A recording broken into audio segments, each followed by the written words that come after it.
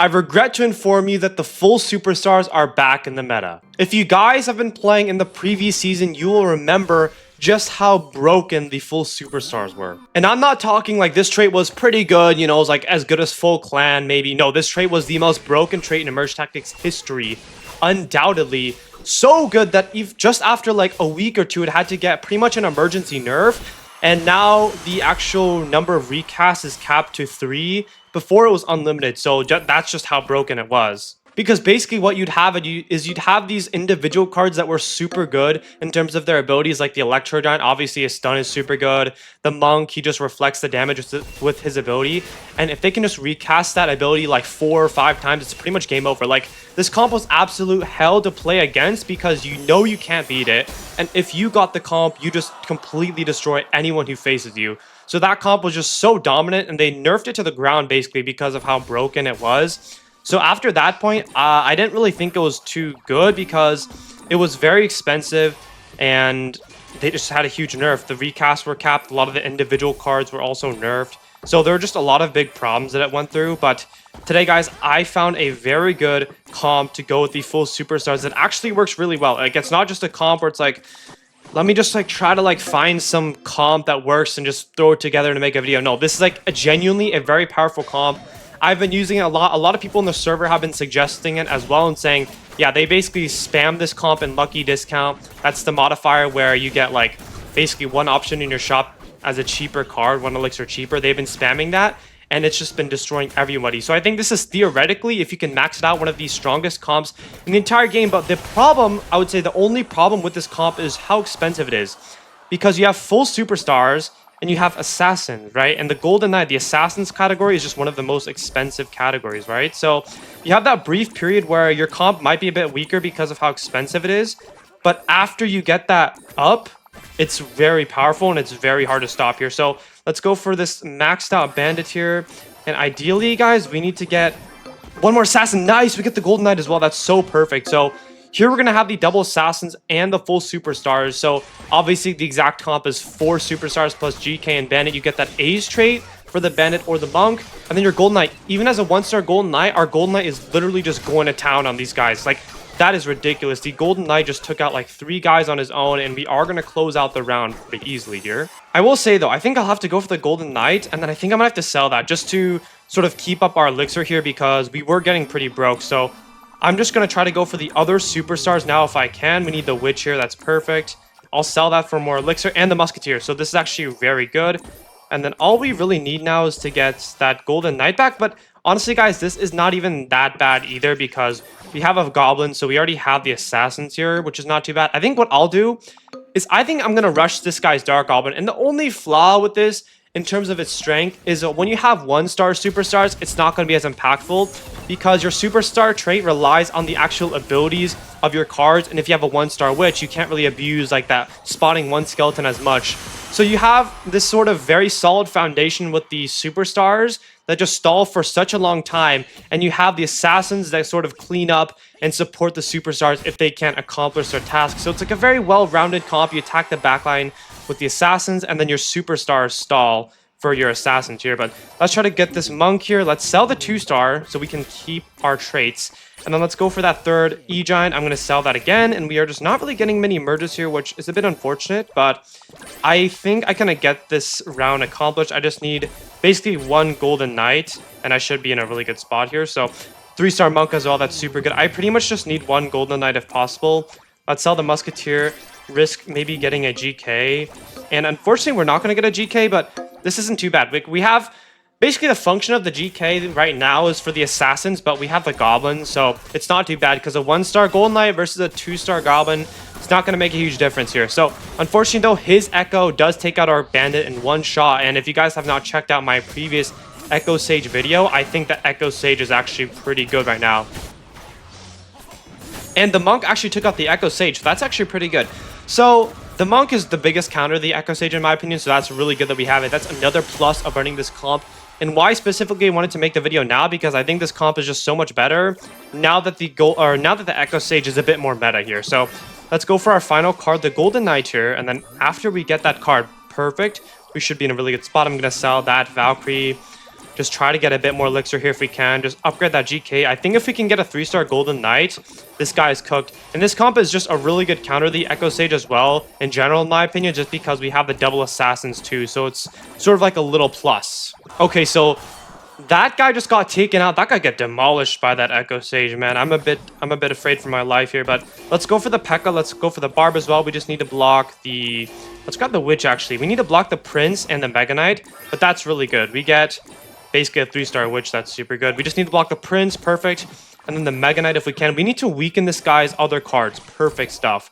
We get that. Now I just need to block the Wizard if possible here, but we are up against a 4-star Echo Sage. Now, I personally have not really gone against the Echo Sage that much, I'll say, but we really just need to try to not bunch up our troops. Basically, that's the biggest sort of thing here, and we need our Monk to try to reflect the damage of this Echo Sage. So hopefully, yeah, the Echo Sage is not going to go for the Bandit here, but hopefully it goes for the Monk and gets deflected. That's perfect. We are going to deflect that Echo Sage. The Monk is just the best counter, but the Monk gets taken out. So the Echo Sage is still doing good. It just takes out our carry of the team. And just like that, we're going to close out game 1. But if you guys are new to the channel, make sure to subscribe because I will be doing a King cosplay at 50,000 subscribers. That would be a crazy goal for me. I think 50k is going to be the most insane goal. I think what I will do here, though, is just go for the double goblins. And honestly, though, I think, like, if I ever hit 50,000 subscribers, that would be huge. Like, I feel like 50k is, like, the first insane milestone. I think the milestones are, like, 100.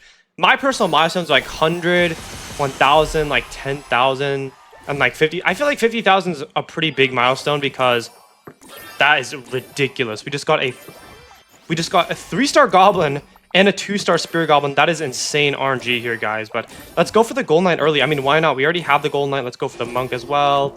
Let's upgrade those guys. And then I think I'll probably just leave this right now. Like, this is honestly pretty fine. Let's just do something like this. There's no way we lose this. But I would say it's a really big milestone because it's like half of 100k. Like, that's actually crazy. Now you're in like the upper half, which is upper half of, I think it's like 5 digits. That's ridiculous. But I don't know. I would freak out if that ever became a rowdy. So make sure, I don't know, make sure to subscribe. I'm not going to force you to, but if you guys are enjoying the content, only if you're enjoying the content, I would say.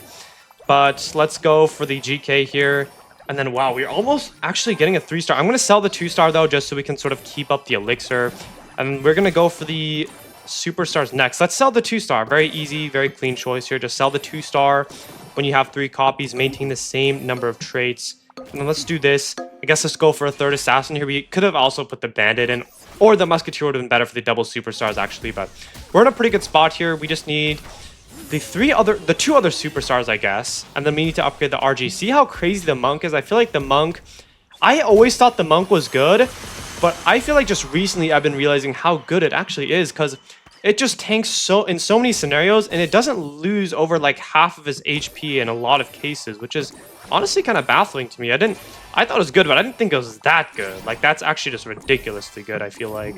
I feel like the Monk should honestly get a nerf, which is a bit unfortunate, but I think it really just deserves a nerf. But for now, I think I'll probably sell the bandit, just try to go for the full superstars at this given moment, and then try to upgrade the rest of our team here. Let's do this, I would say. Let's not use the damage tile. I don't know. I've said this in a lot of videos, but I just don't really like the damage tile. Oh my god, that guy's a 3-star Goblin and a 3-star Barbarian. That is insane. Our luck translated to him after the RNG gods were done with me. It went to that guy. That's crazy. But anyways, we're gonna make quick work of this guy. Let's go for the bandit after this. We have all 6 cards that we need. So this is a pretty good start. I mean, a very good start here. Let's just sell that 2-star, though. And then I think we should be pretty good in elixir for the rest of the round. But unfortunately, we're not getting a single... Okay, right as I was going to say, we're unfortunately not getting a single 3-star, but that's actually very good.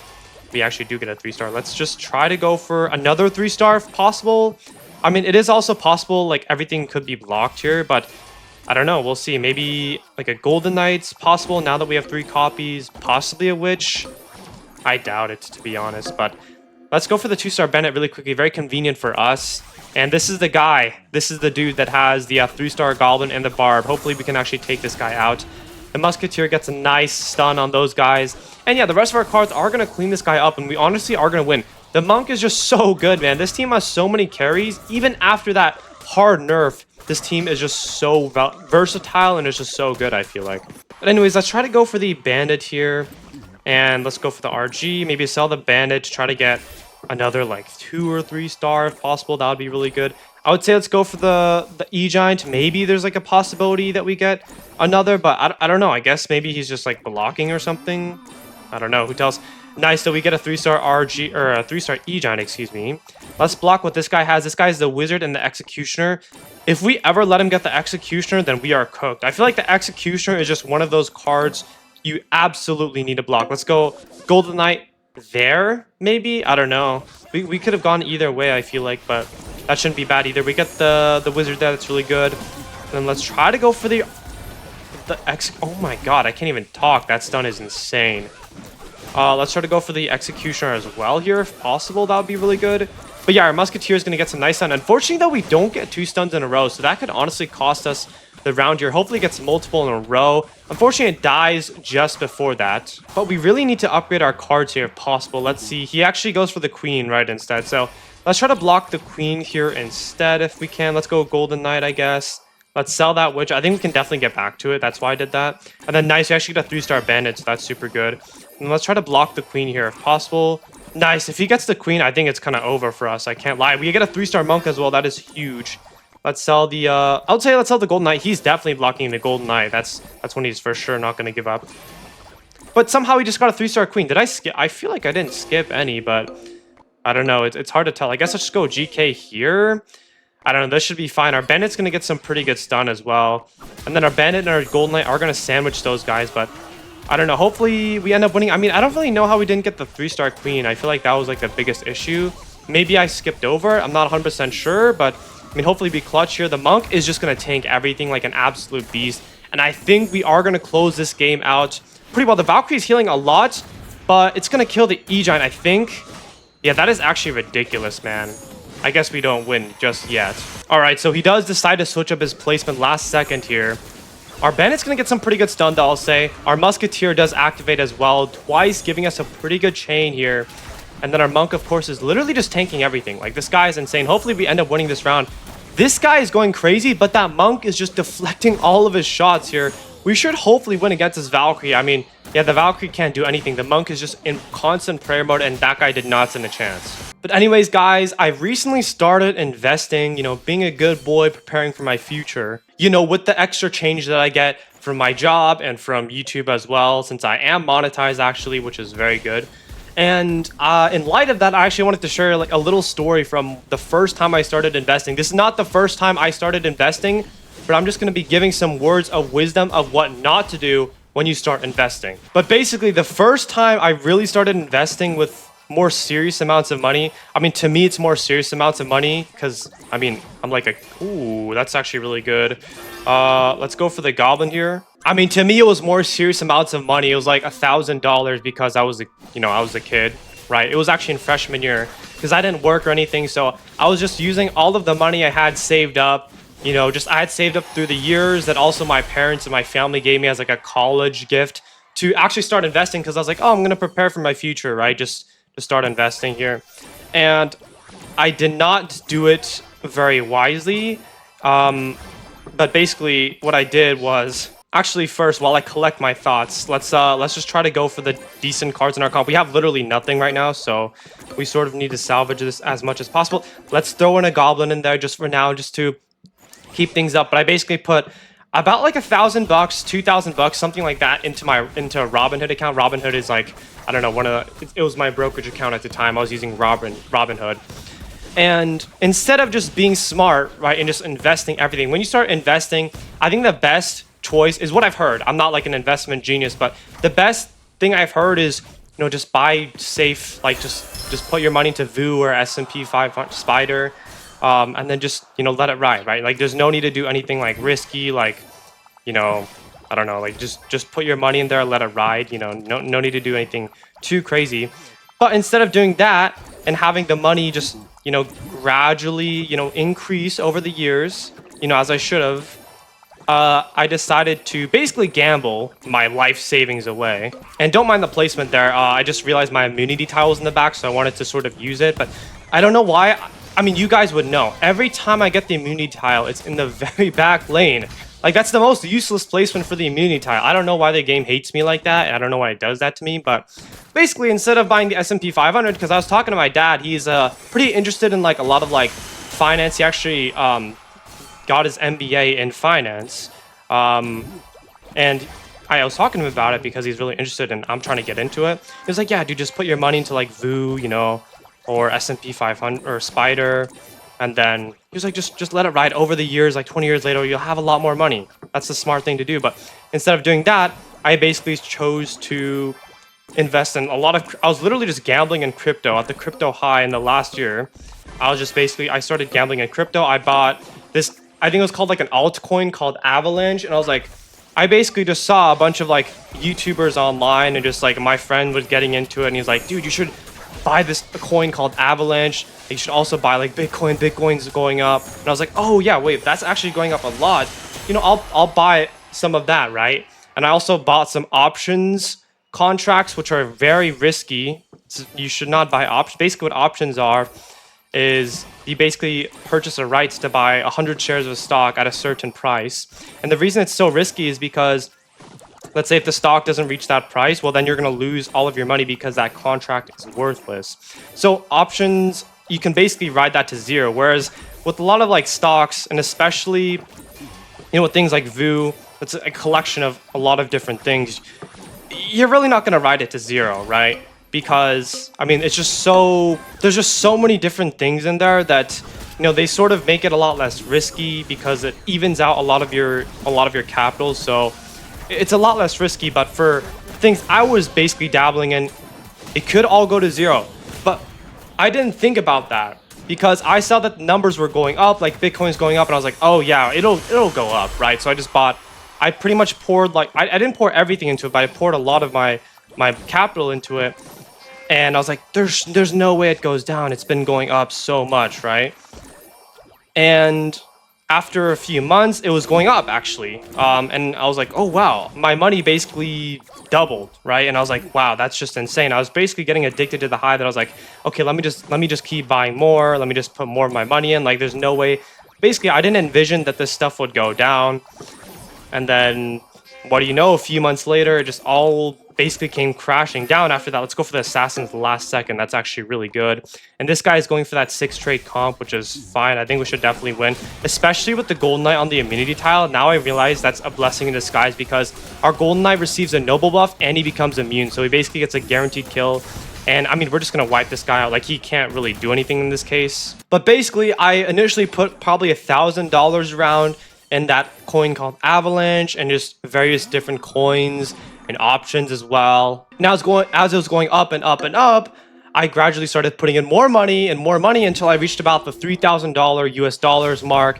And at that point, I pretty much had the vast majority of all my money into these, like, you know, meme coins, altcoins. Very, very stupid in hindsight. But at the time, I didn't know. I was blinded by my inexperience, my stupidity. I was like, oh wow, the money's going up and up and up, right? Surely I can't lose.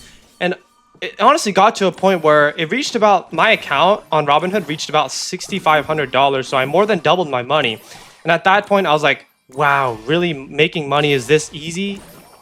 It's never not that easy. Because what do you know, soon enough, that starts gradually dropping and dropping. And as it's dropping, I'm like, okay, surely it's just a dip, right? Like, it'll come back up. But soon enough, it reached back to 3,000, my initial investment, and I was like, okay, well, obviously I should have backed out. I should have backed out a while ago. I shouldn't have even started to begin with. But my thinking at the time was, okay, look, I already invested so much money and time into this. Like, surely it's gonna come back up. I can take a bit more losses. I think it'll come back up. Sunk cost fallacy. Very bad, obviously, right? And as you might have guessed, I just still kept losing more and more money. And then at that point, I probably lost like $2,000 or something insane like that. And at that point, I was like, okay, I just have to back out. You know, I'm going to lose more money. Time to just snap out of it, of my stupidity. I just need to lock in, back out, and just learn from my lesson. So that's basically what happened. I put all my money into these stupid, risky things instead of just, you know, taking the smart way and just investing. You know, just buying these index funds, you know, taking a very safe approach, letting that money slowly multiply over time, as you should. Instead, I just took dumb risks, and that obviously backfired a lot for me. Also, how is our monk just literally reflecting everything? That is insane. But I basically took a hard hit. I lost the majority of my money, and I learned a very important lesson is, I mean, you shouldn't really try to do these stupid things like getting rich quick, taking these shortcuts, because in most cases, it just doesn't work, right? And that was just very stupid of me. But the reason I say that is, you know, I learned a lot from that mistake, obviously. And that's sort of one of the things I'm keeping into account as I'm sort of actually getting back into investing now that I'm making more money from my job, as well as, you know, some money from YouTube on the side. I'm just now just sort of remembering that and just thinking, okay, well, look, you messed up once. Don't do that again. Now you know that stuff doesn't really work. I mean, look, it could work for some people. Like, I've heard many experiences of how people got rich from crypto. Don't get me wrong, like for some people it works. For the vast majority of people, you shouldn't be dabbling in that stuff. And that's how I basically turned into exit liquidity. And I lost like all of my money from that. So instead of doing that and being stupid from now on, and you guys should never do that. Obviously, I'm in no position to really give major credible investment advice. I'm only 19 years old. I don't know crap about investing, but I know one of the things you shouldn't do, which is exactly that. So if you guys are in a similar position, maybe you're just starting to get into investing, maybe you got your first job, let's not do that. Anyways, let's go for the Golden Knight here, and let's try to go for maybe a Bandit if we could. That would also be really good. But yeah, I mean, I don't know if I wanted to share that. It was pretty stupid in hindsight. To be honest, you're probably thinking, looking at me and being like, this guy is actually so stupid. Why the hell would you do that? Like, you're obviously going to lose money. You're absolutely right. That was a very stupid choice. And I hope my parents aren't watching. My parents do know my channel. They found it themselves. But I hope they're not really watching, because a lot of that money was stuff that, you know, I got from them, from other family members as gifts. And it really makes me feel guilty knowing that I foolishly basically gambled away and just wasted all of it. They worked hard for that money, you know, at their jobs, and they wanted me to spend it and enjoy it. And instead of doing that, I foolishly just wasted it, trying to get rich quick, trying to take shortcuts. Very foolish of me to do that, and that's something I really regret. That's what happened in my freshman year last year of college, and that's just really something I regret. And this time around, I'm going to do things properly. I'm going to do things safe, you know, just buy the proper options that you're supposed to buy. And hopefully that stuff doesn't happen again. But either way, guys, we are up against the maxed out brawlers, and we have the full superstars, which he's probably blocking, to be fair. So I think we are unfortunately going to lose this, probably just for the sake of by levels, I would say, because this guy has maxed out brawlers. But I don't know, we'll see here. His Mega Knight goes in for a good jump. Honestly, I think we can win. Oh my gosh, how are we actually kind of winning this? He had maxed out brawlers, right? Our monk is deflecting the P.E.K.K.A. No way, if we win, that would be a dream. Oh, okay, yeah, we're not gonna win. Ooh, this is gonna be a really close game. Okay, anyways, done with the yap. Hopefully we can win. I think this guy probably is just blocking the rest of my cards, to be fair. Which is fine, that's right. Oh, okay. Actually, he's not. He didn't block the Golden Knight. That's probably the one you should have blocked the most there, buddy. But, I mean, we're still probably going to lose. Maybe if I can get, like, one more 3-star, then it's possible to win, I would say. But still highly unlikely. My assumption is that he's blocking all these cards. Let's see. He's going for the Princess. He also just got the Executioner as well. So that's obviously not good. I also did just miss a Princess there, so that's not a good look for me either. But either way, though, we're going to go for this GK here. I'm just going to try to move my units here like this, because that Executioner would have gone for my Musketeer, which would have been very bad. Hopefully our Golden Knight gets a good dash onto the Princess. Gets a nice dash onto the Prince here. And I think we actually might win this game. I think we might win. Nice. He should have honestly blocked the Golden Knight. I don't know why he didn't do that. I think we are going to win, though. And that's why this is honestly one of the best comps. I feel like theoretically, if you max everything out, this is one of the strongest comps. And that's why this comp is super good, guys. If you did enjoy the video, make sure to like and subscribe. I do upload daily merge tactics videos. But other than that, guys, I'll see you in the next one. Peace.